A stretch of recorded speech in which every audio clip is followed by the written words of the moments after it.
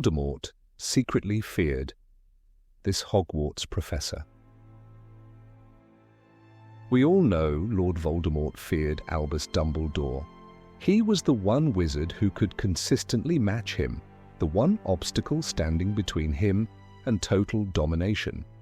Voldemort was said to fear only Dumbledore, but what if I told you there was another teacher at Hogwarts who he secretly dreaded facing? Someone whose loyalty he could never break, whose power he couldn't intimidate, and who stood on the front lines of not one, but 2 wars. She wasn't just a teacher, she was a skilled duelist and a true war hero. Today we're breaking down the incredible magical feats and heartbreaking sacrifices that made Minerva McGonagall a warrior Voldemort was right to fear. She's the stern but fair head of Gryffindor that we all know and respect. The professor who wouldn't hesitate to deduct points from her own house, yet secretly cried when they won the Quidditch Cup. But beyond her tartan robes and strict demeanor lies the story of a formidable witch whose resilience was forged in conflict and personal tragedy. Let's explore the story of the professor we thought we knew to reveal the warrior that she truly was. Long before she was a professor, Minerva McGonagall was a standout student at Hogwarts. It was pretty clear her magical abilities were exceptional from a very young age. Born to a Muggle father and a witch mother, she arrived at the castle already possessing a rare level of control over her magic. This inherent talent immediately drew attention on her very first evening, when she was revealed to be a hat stall. For 5.5 minutes, the Sorting Hat agonized over placing her, torn between the intellect of Ravenclaw and the bravery of Gryffindor. Ultimately, her courage won out, and she was placed in the house she would one day lead. Her school career was nothing short of brilliant. She achieved top grades in her OWLS and NEWTS, was appointed both a prefect and head girl, and even won the Transfiguration, today most promising newcomer award. The books tell us she showed a particular prodigious talent for Transfiguration, a subject taught to her by none other than Albus Dumbledore himself. This wasn't just academic success, it was a sign of immense underlying power. Transfiguration is regarded as one of the most complex and dangerous forms of magic, requiring immense concentration and precision. McGonagall didn't just excel at it, she mastered it, setting the stage for the powerful witch she would become. Her command of this difficult magic was so profound that with Dumbledore's guidance, she accomplished a feat most adult wizards never attempt. She became a registered animagus.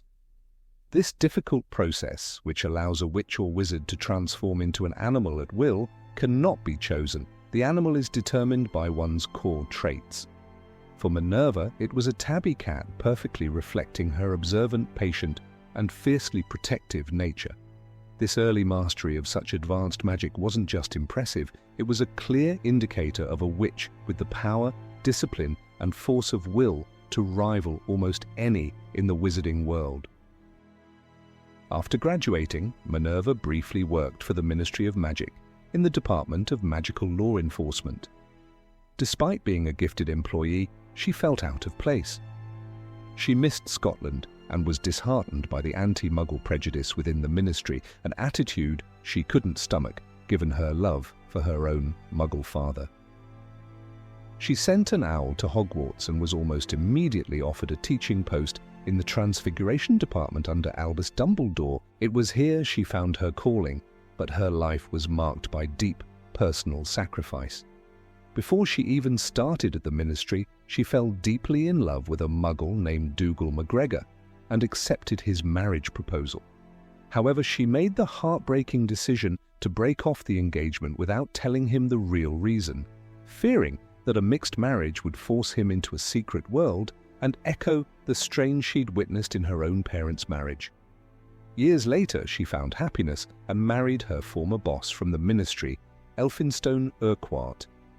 Their marriage was a happy one, but it ended in tragedy when Elphinstone died from a venomous tentacular bite just 3 years later.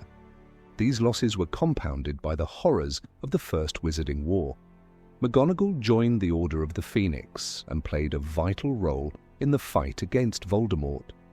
She survived the war, but mourned the devastating loss of two of her all-time favorite students, James and Lily Potter. She channeled her grief into a steely resolve, emerging from the First War as a proven survivor who had stared into the face of darkness and refused to break. When Voldemort returned, McGonagall's role shifted to a frontline leader in the reformed Order of the Phoenix. Her quiet strength became the bedrock of the resistance within Hogwarts, especially under the oppressive regime of Dolores Umbridge. She was one of the few who openly defied Umbridge, enduring 4 stunning spells to the chest while defending Hagrid from Ministry auras. This was an attack that would have been fatal for a lesser witch, but one from which she, at an advanced age, fully recovered. This act alone demonstrated her incredible durability and unwavering loyalty. But it was during the Battle of Hogwarts that her full power was truly unleashed. With Dumbledore gone, McGonagall was the one who took command. When Harry returned with his mission, she didn't hesitate. Her duel with Snape in the Great Hall was a masterclass in magical combat as she animated the very environment around them to drive the supposed headmaster from the castle, securing Hogwarts for the fight to come. Then came one of her most iconic moments. With Voldemort's army at the gates, she cast Pietotum Locomotor, animating the statues and suits of armor to defend their home, shouting, "Hogwarts is threatened, man the boundaries, protect us, do your duty to our school." This wasn't just powerful magic, it was a rallying cry from the castle's fiercest protector. And then the ultimate test. In the final moments of the battle, with Voldemort at his most powerful, Minerva McGonagall did not cower. Alongside Kingsley Shacklebolt and Horace Slughorn, she duelled Lord Voldemort himself. Think about that. She stood against the most powerful dark wizard of all time, holding her own in a direct, magical confrontation. While Voldemort was focused on Harry, the fact that she could engage him in a duel and survive is the ultimate testament to her immense power and fearless courage. Minerva McGonagall's journey is one of profound strength, sacrifice, and underrated power. From a gifted student to a wartime hero and a battlefield commander, she proved time and again that she was a force to be reckoned with. If you're enjoying this look into the true heroes of the wizarding world, take a moment to subscribe and hit the bell icon so you don't miss our next video. So let's go back to the main question. Did Voldemort truly fear Minerva McGonagall? The fear he held for her was likely different from the terror he felt for Dumbledore. Dumbledore was a strategic threat, the one wizard who could outthink him and dismantle his plans for immortality. Voldemort feared Dumbledore's mind, but his fear of McGonagall would have been rooted in something else entirely, a grudging respect for her unbreakable will. Voldemort built his power on intimidation and breaking the spirits of his opponents. McGonagall was someone he simply could not break. He couldn't corrupt her loyalty. He couldn't intimidate her into submission.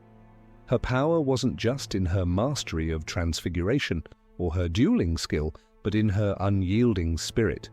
She was the embodiment of Hogwarts itself, resilient, defiant, and eternally protective of its students. He could take over the Ministry, he could kill Dumbledore, but he could never conquer the fierce, lion-hearted spirit that Minerva McGonagall represented. While Dumbledore was the wizard Voldemort saw as his equal, McGonagall was the warrior who stood as the unmovable protector of everything he sought to destroy. She was the soldier on the front lines, the general who rallied the troops, and the last line of defense.